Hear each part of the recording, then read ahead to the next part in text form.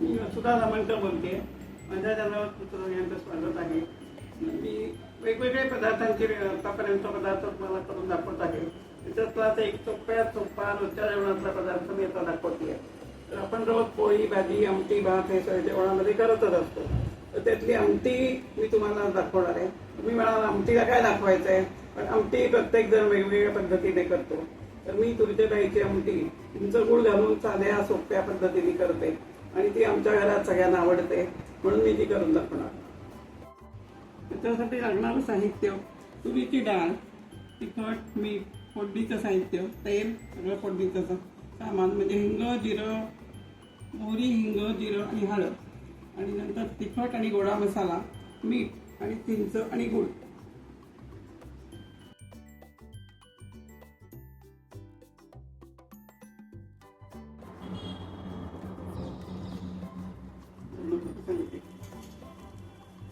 आपण आधी आता फोडणी करूया.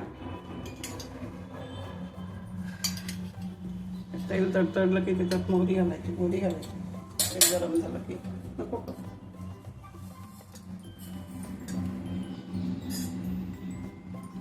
मोहरी, जिरं,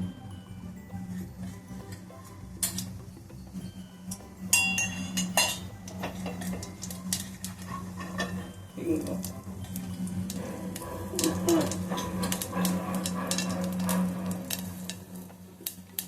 कढीलिंब पण आधी आपण घालून घेऊया.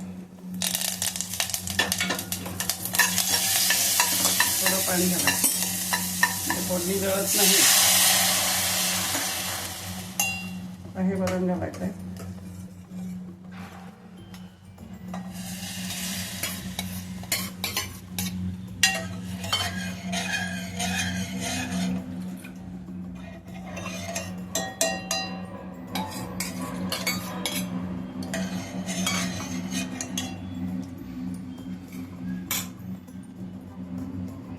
तिखट,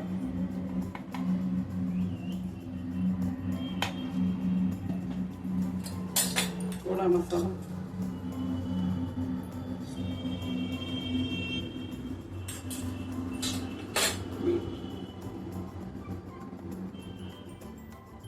चवीप्रमाणे मीठ. हा आपण चिंचेचा कोळ करून ठेवलाय तो घालायचा. थोडासा चिंच त्याच्यात टाकून ठेवलेला आहे. गूळ घालायचा, थोडा गूळ लागेल. चवीप्रमाणे गूळ म्हणजे आंबट होणार नाही आमटी. आणि अशी उकळायची.